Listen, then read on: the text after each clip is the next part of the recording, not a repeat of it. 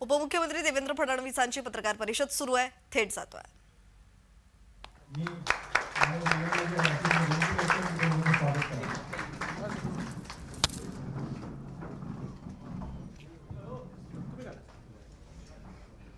खूप अभिनंदन आणि स्वागत।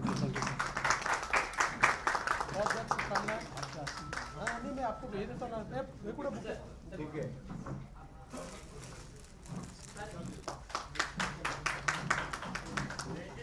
आओ।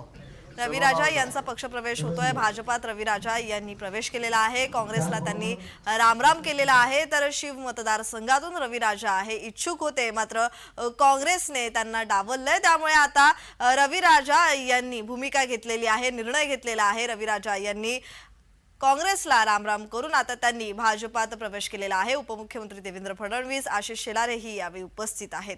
तर रवी राजा यांनी भाजपात प्रवेश केलेला आहे। काँग्रेसला हा मोठा धक्का मुंबईतला, कारण काँग्रेसवर नाराज होते रवी राजा। काँग्रेसने डावलल्याने रवी राजा यांनी आपली भूमिका स्पष्ट केलेली आहे। त्यांनी काँग्रेसला सोडचिठ्ठी दिली आहे आणि भाजपात देवेंद्र फडणवीस यांच्या उपस्थितीत प्रवेश केल्याची माहिती मिळत होती आणि त्यांनी आता शेवटी हा पक्षप्रवेश झालेला आहे। आपण पाहतोय रवी राजा यांनी काँग्रेसला रामराम केलाय। काँग्रेस सदस्यत्वाचा रवी राजा यांनी राजीनामा दिला आणि लागलीच त्यांनी तडकाफडकी भाजपात प्रवेश केलेला आहे। याची चर्चा या आधीपासूनच होती, मात्र आज त्यांनी निर्णय घेतलाय। रवी राजा शिव मतदारसंघातून इच्छुक होते। रवी राजा भाजपात प्रवेश करणार असल्याची चर्चा होती, मात्र आज त्यांनी निर्णय घेतलाय, त्यांनी भाजपात प्रवेश केलाय। रवी राजा हे शिवमधून निवडणूक लढवण्यास इच्छुक होते। पक्षाने संधी नाकारल्याने रवी राजा काँग्रेस सोडण्याच्या तयारीतही होते आणि आज त्यांनी भाजपात देवेंद्र फडणवीस यांच्या उपस्थितीत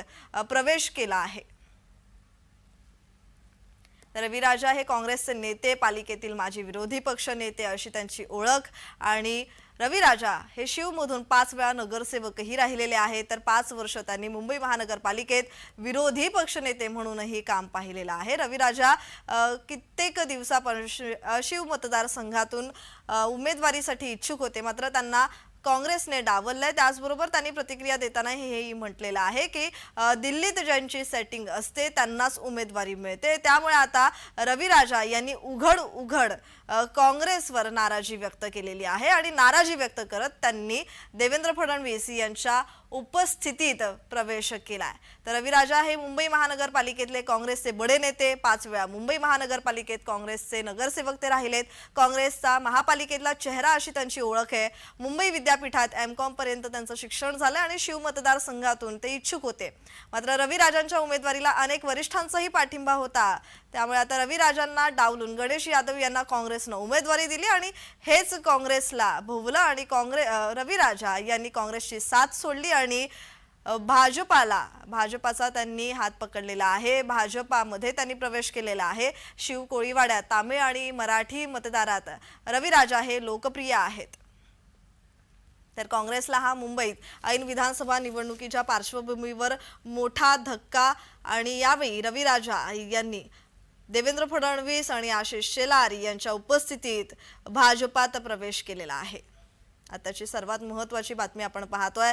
विधानसभा निवडणुकीच्या पार्श्वभूमीवर अनेक जे नाराज उमेदवार आहेत, इच्छुक उमेदवार आहेत, ते पक्षांतर करताना दिसतायत, पक्ष बदलताना दिसतायत आणि त्यामुळे आता सध्या पाहतोय की निवडणुकींचे वारे वाहत आहेत आणि दुसरीकडे बंडखोरी ही वाढलेली आहे। मात्र अर्ज भरण्याच्या शेवटच्या दिवसांनंतर, मुदत संपल्यानंतर रवी राजा यांनी भाजपात प्रवेश केलेला आहे।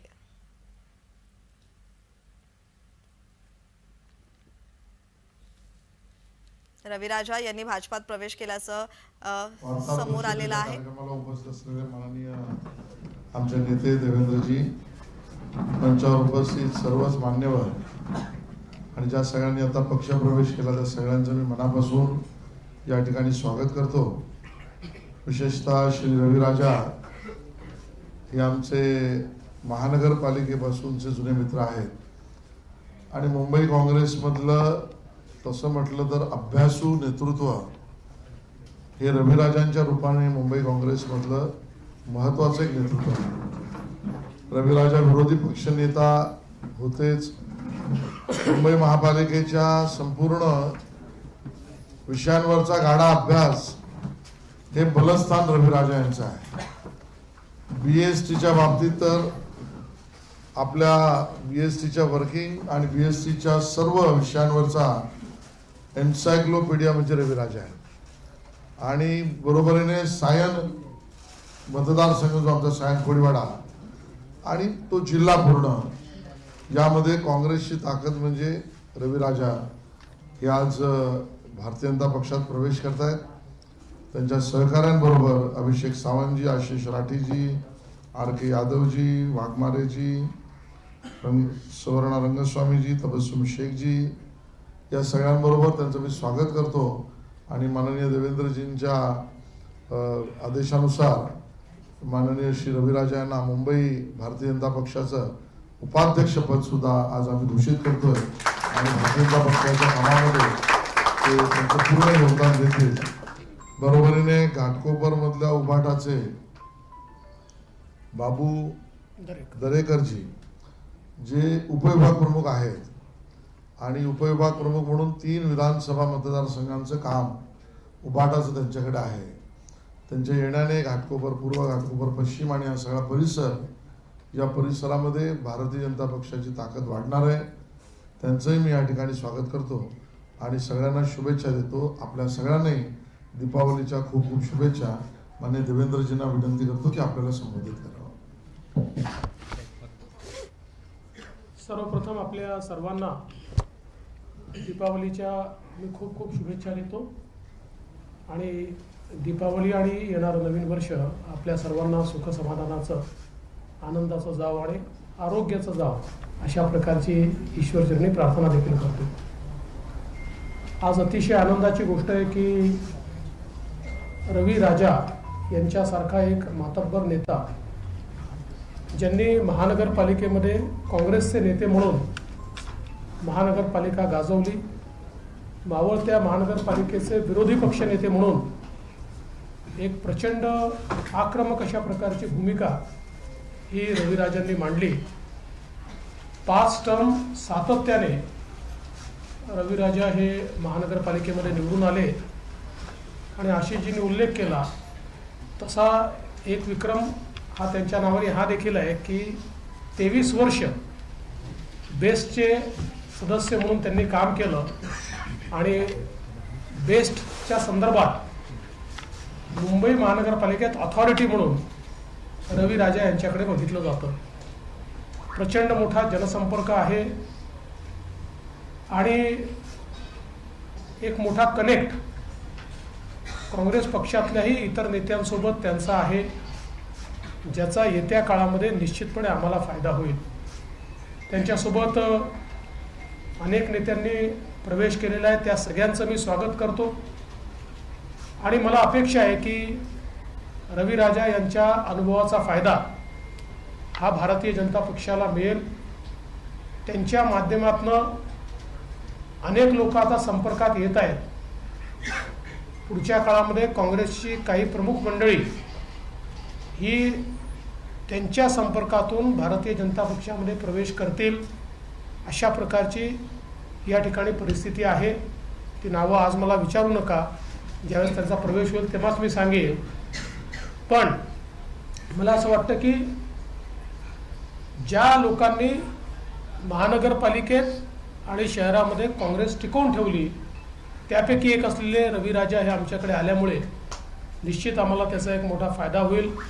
आणि अर्थातच त्यांचं कार्यक्षेत्र हे मोठं आहे, पण सायन कोळीवाडा एक मेजर त्यांचं क्षेत्र आहे. त्यामुळे तिथेही आमच्या उमेदवारांना तमिल सेल्वनजींना निवडून येण्याकरता एक मोठा हातभार त्यांचा लागेल. यासोबत बाबू दरेकरजी जे उपविभाग प्रमुख आहेत, ते या ठिकाणी उबाठा सेनेतून भारतीय जनता पक्षामध्ये त्यांनी देखील प्रवेश केला आहे. आणि निश्चित त्यांच्या प्रवेशामुळे घाटकोपरमध्ये आमच्या भारतीय जनता पक्षाला ताकद मिळेल, आमच्या उमेदवारांना त्याचा फायदा मिळेल. त्यांचंही मी मनापासून स्वागत करतो. येत्या काळामध्ये अनेक चांगले नेते हे भारतीय जनता पक्षामध्ये प्रवेश करताना आपल्याला दिसतील. आणि एक प्रकारे जनतेच्या मनामध्ये आता विश्वास तयार व्हायला लागलेला आहे की पुन्हा एकदा महायुतीचंच सरकार हे सत्तेमध्ये येणार आहे आणि त्यामुळे एक सकारात्मकता महायुतीच्या संदर्भात ही आम्हाला देखील जनतेमध्ये पाहायला मिळते. आता आपल्याला कल्पना आहे की नामांकन पूर्ण झालेलं आहे. नामांकनानंतर काही ठिकाणी आमचे क्रॉस फॉर्म्स आले होते. काल त्या संदर्भात माननीय मुख्यमंत्री एकनाथराव शिंदेजींच्या घरी आमची बैठक झाली. त्या बैठकीमध्ये अजितदादाही होते, मी होतो, आमचे बावनकुळेजी, तटकरेजी, प्रफुल्लभाई सगळे आम्ही बसून जवळपास सगळे इश्यूज आम्ही संपवलेले आहेत. त्यामुळे आता त्या संदर्भातले कुठलेच इश्यू आमचे शिल्लक नाही. त्याचं प्रत्युत्तर तुम्हाला आज आणि उद्यामध्ये दिसेल आणि जे परत घेतले पाहिजे असे क्रॉस फॉर्म्स सगळे परत होतील. आता आमचा प्रयत्न असा आहे की काही ठिकाणी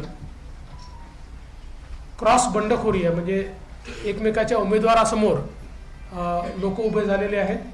त्याही संदर्भात आम्ही एक नीती त्याची तयार केलेली आहे आणि तिन्ही पक्ष मिळून अशा प्रकारे ज्यांनी त्या ठिकाणी तिकीट नसताना उमेदवारी भरली आहे त्यांना परत घेण्याचा प्रयत्न आमचा असणार आहे.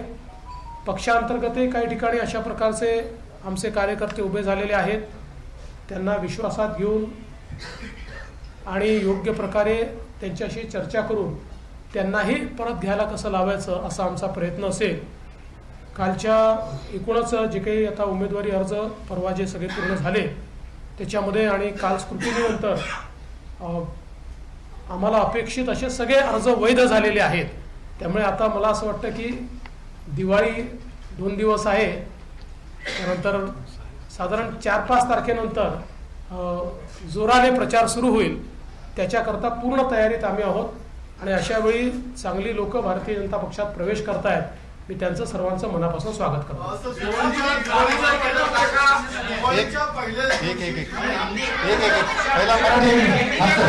पहिले मराठी मग हिंदी.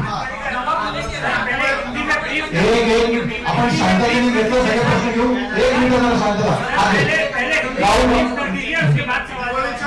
दिवाळीच्या पहिल्याच दिवशी मुंबई काँग्रेसला धक्का दिलेला आहे.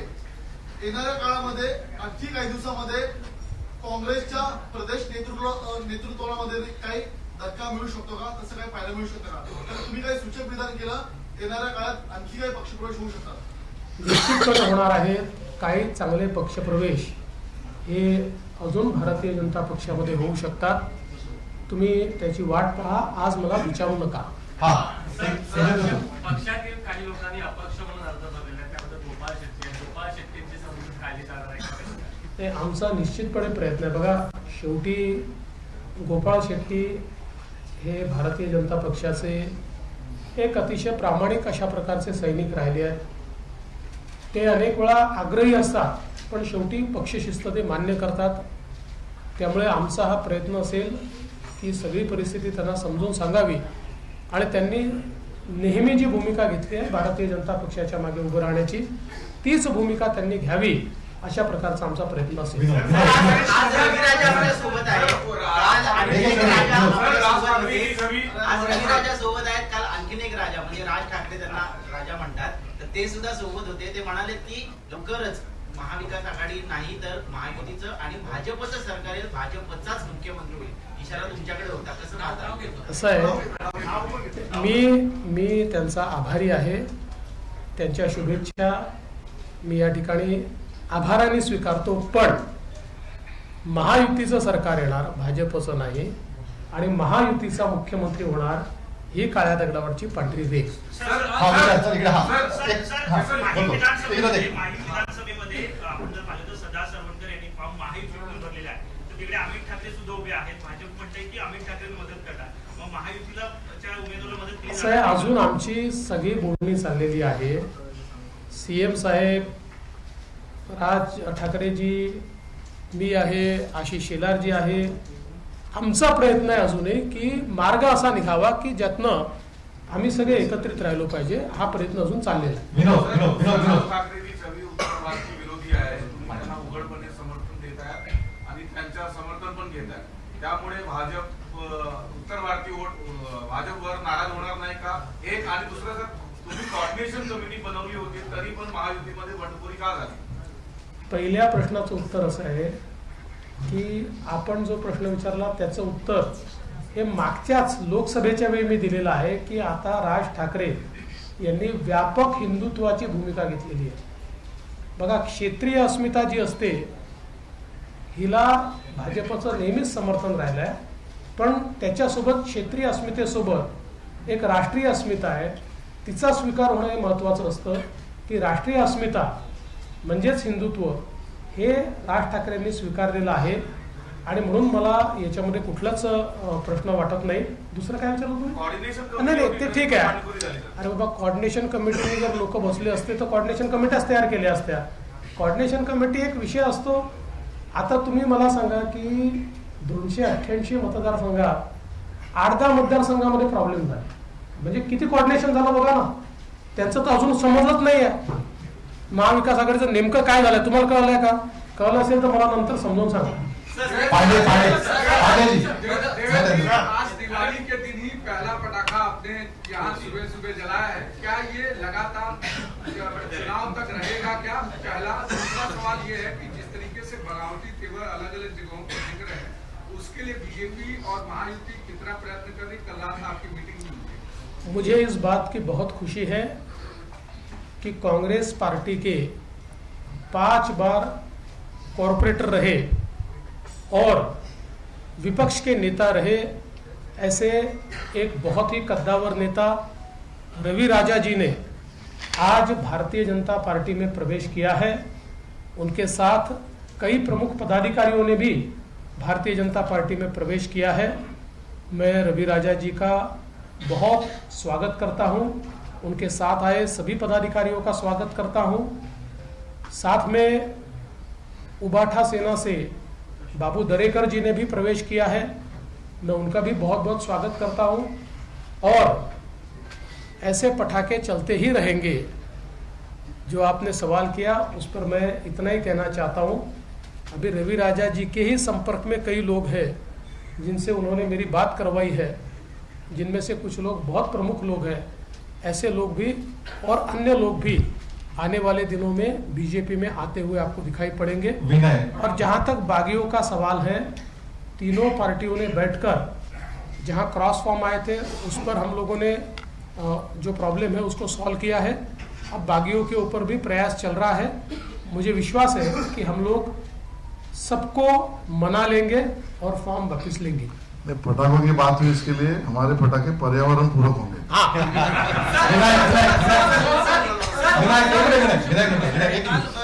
माहितीची मीटिंग काल झाली, नवमुलीकांच्या अनुषंगाने काही चर्चा झाली का? एपी फॉर्म त्यांना पक्षाने दिला, राष्ट्रवादी काँग्रेस पक्षाने. मला असं वाटतं याच्यावरची अधिकृत भूमिका आशिष शेलारांनी काल मांडली. त्याच्यानंतर मी देखील ती भूमिका अधिकृत आहे हे सांगितलेलं आहे. त्यामुळे आता याच्यावर पुन्हा पुन्हा चर्चा करून काही फायदा नाही.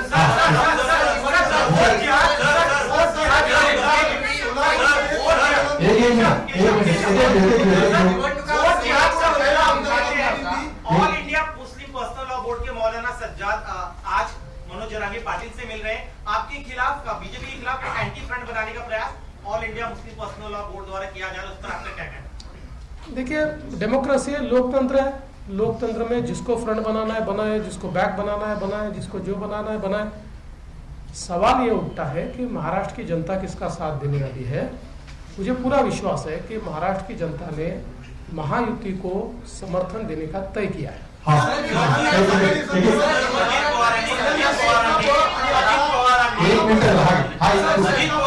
अजित पवारांनी तासगावमध्ये फार मोठं वक्तव्य केलं.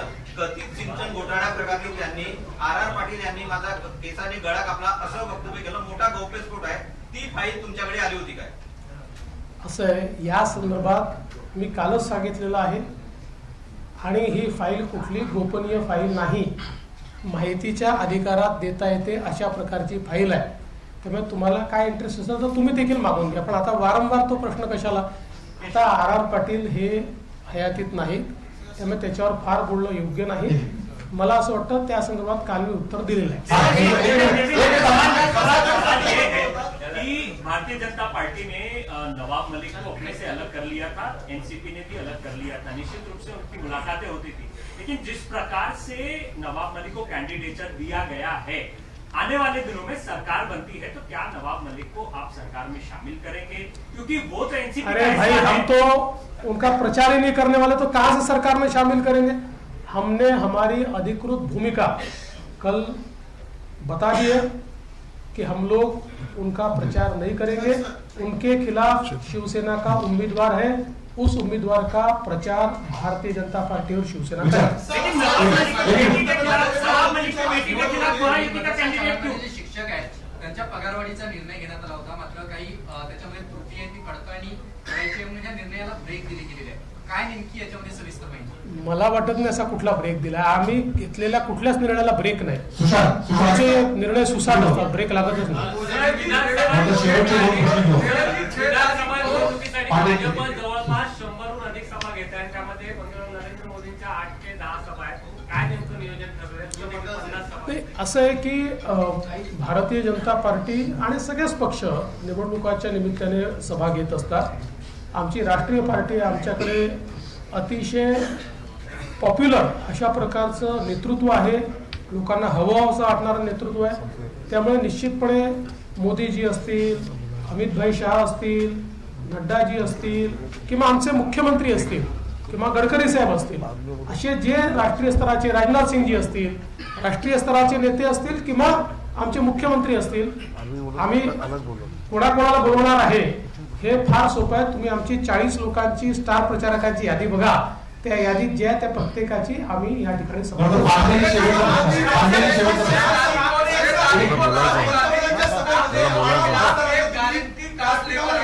क्या 6 तारीख को राहुल गांधी मुंबई में गारंटी कार्ड लॉन्च कर रहे हैं और महायुति को के गारंटी कार्ड जो भी है, जो योजनाएं चल रही है उसके सुपर सीड करके एक्स्ट्रा बहुत सारी चीजें लेकर ऐसा कांग्रेस दावा कर रही है. मेरा पहला सवाल राहुल जी को यही होगा कि आपने ऐसा ही गारंटी कार्ड तेलंगाना में दिया था, वो क्यों इम्प्लीमेंट नहीं हो पाया? आपने ऐसा ही गारंटी कार्ड हिमाचल प्रदेश में दिया था, वो क्यों नहीं इम्प्लीमेंट हो पाया? आपका गारंटी कार्ड ये राजस्थान में और छत्तीसगढ़ में फेल हो गया, इसलिए लोगों ने आपको फेल कर दिया. तो ये गारंटी कार्ड का ढकोसला लेकर जो आ रहे हैं उसकी क्रेडिबिलिटी जीरो है. काँग्रेसने कट केलेला आहे. मोदींच्या व्यासपीठावरती ते दिसलेले होते. तुम्ही मोठा कार्यक्रम घेतलेला होता घराच्या चालू वाटप. आधी शेकापचे जयंत पाटील, आता डाव्या पक्षातील आडम मास्तर. महायुती अशा लोकांना संधी देणार का, जवळ करणार का? आडम मास्तरांना चांगले लोक कोण आहेत आणि वाईट कोण आहेत याची ओळखच पटली नाही. ते आमच्या विरोधी विचाराचे असताना देखील गरीबाला घर दिलं पाहिजे म्हणून 30,000 घरं आम्ही त्यांच्या संस्थेच्या मार्फत बांधून दिली. 30,000 घर.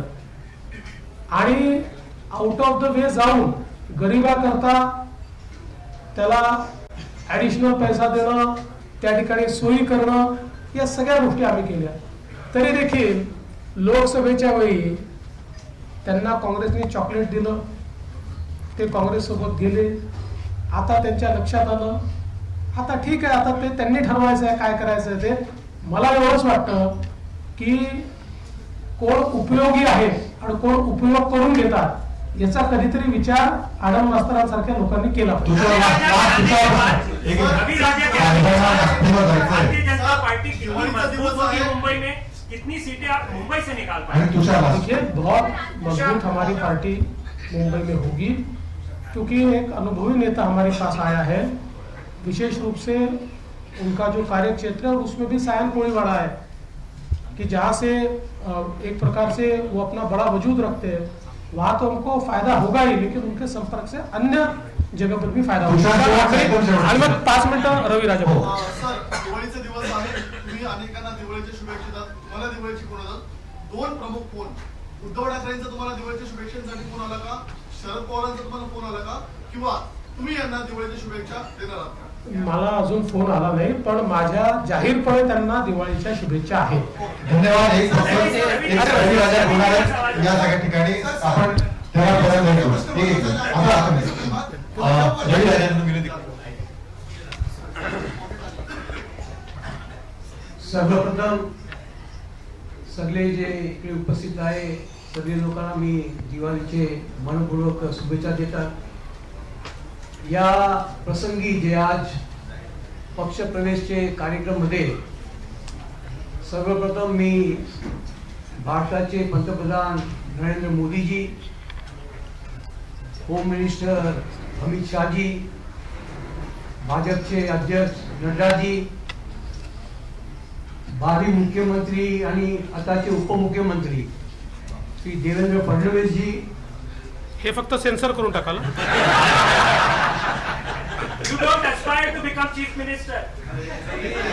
मुंबईचे बीजेपीचे अध्यक्ष आशिष शेलारजी, आमचे सोबत आमदार अमित सलमजी, आमचे सोबत पराग शाहजी, राजेश शिरवडकरजी आणि सगळे जे उपस्थित आमचे मित्रांनो, आज मी 44 वर्ष जे काँग्रेसमध्ये होते ते सोडून या पक्षात मी आता आज पक्षप्रवेश केलेला आहे. आणि या निमित्ताने आदरणीय फडणवीस साहेबांनी आणि आशिष शेलार साहेबांनी मला एक जबाबदारी दिलेला आहे. मी मुंबई प्रदेशच्या भाजपच्या उपाध्यक्ष दिलेला आहे, त्यांनी नेमणूक केलेला आहे. मी त्याला मनपूर्वक आभार मानत आहे.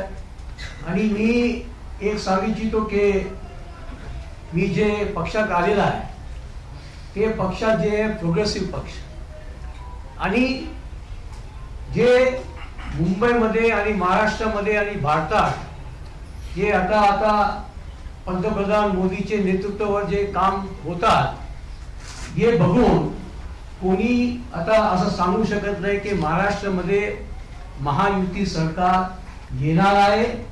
आणि जे लोक बसलेले आहे फक्त स्वप्न बघतात, स्वप्नामध्ये राहतात.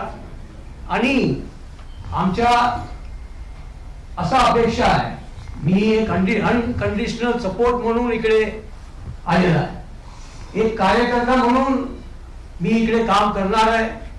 आणि फक्त जसं मी 5 टर्म नगरसेवक होते आणि नंतर मी लीडर ऑफ ऑपोजिशन होते.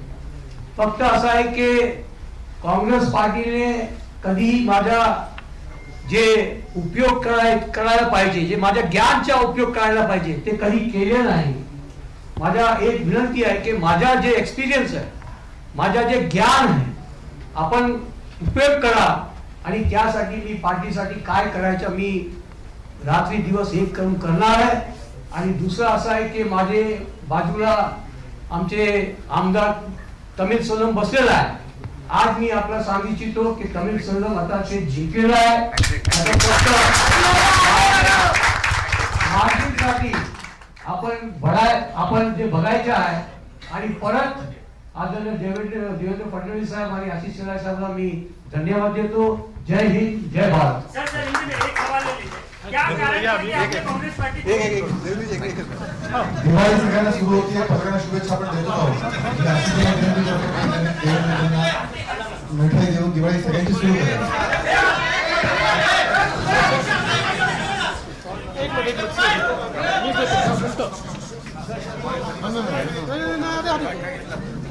दिवाळी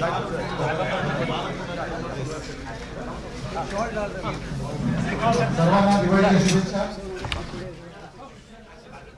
रविराजा यांनी काँग्रेसला रामराम करत भाजपामध्ये प्रवेश केला. यावेळेस रविराजा यांच्याकडे भाजपाकडून जबाबदारी सुद्धा देण्यात आलेली आहे. मुंबई उपाध्यक्षपद त्यांच्याकडे दिलेलं आहे.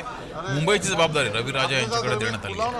रविराजा हे काँग्रेसमध्ये असताना महानगरपालिकेत त्यांनी बरेच वर्ष काम केलेलं आहे आणि त्यांनी आता काँग्रेसला सोडून काँग्रेसला रामराम करत भाजपात प्रवेश केलाय.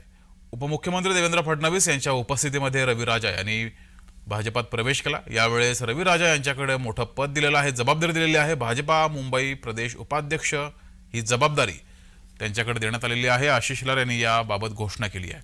मात्र काही दिवसानंतर महानगरपालिका येतील आणि त्या दृष्टीने रवी राजा यांचा हा भाजपामधील प्रवेश काँग्रेससाठी मात्र मोठा धक्का मानला जातोय.